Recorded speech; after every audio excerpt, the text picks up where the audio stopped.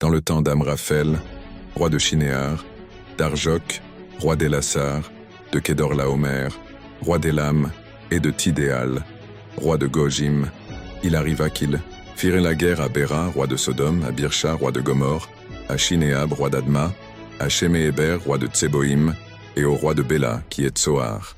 Ces derniers s'assemblèrent tous dans la vallée de Sidim, qui est la mer Salée. Pendant 12 ans, ils avaient été soumis à Kedorlaomer, et la 13e année, ils s'étaient révoltés.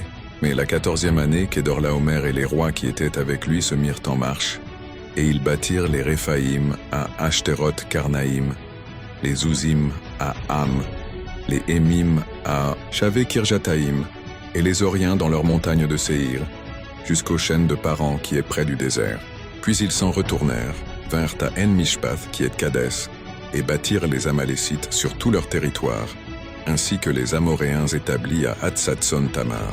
Alors s'avancèrent le roi de Sodome, le roi de Gomorre, le roi d'Adma, le roi de Tseboïm et le roi de Béla, qui est Tsoar, et ils se rangèrent en bataille contre eux, dans la vallée de Sidim, contre Kedorlaomer, roi d'Élam, Tidéal, roi de Gojim, Amraphel, roi de Shinéar, et Arjok, roi d'Elazar, 4 rois contre 5.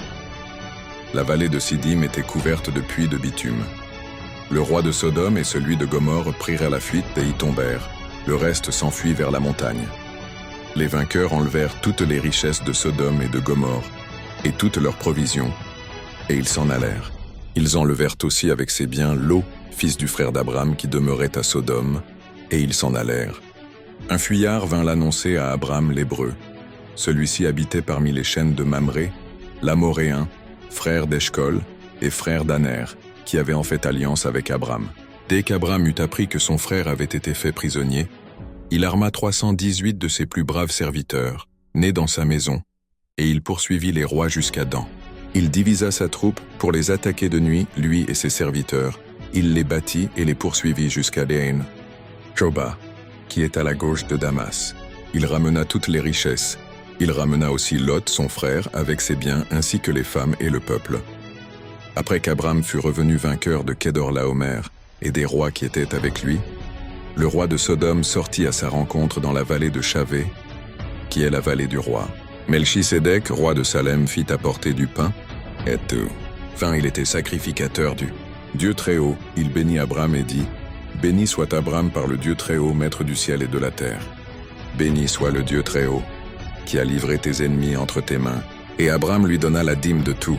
Le roi de Sodome dit à Abram, « Donne-moi les personnes, et prends pour toi les richesses. » Abram répondit au roi de Sodome, « Je lève la main vers l'Éternel, le Dieu Très-Haut, maître du ciel et de la terre. Je ne prendrai rien de tout ce qui est à toi, pas même un fil, ni un cordon de soulier, afin que tu ne dises pas, « J'ai enrichi Abram. » Rien pour moi. Seulement ce qu'ont mangé les jeunes gens et la part des hommes qui ont marché avec moi, Aner, Eshcol et Mamré. Eux, ils prendront leur part. Genèse chapitre 14, versets 1 à 24. Traduction. Louis II, https bible.com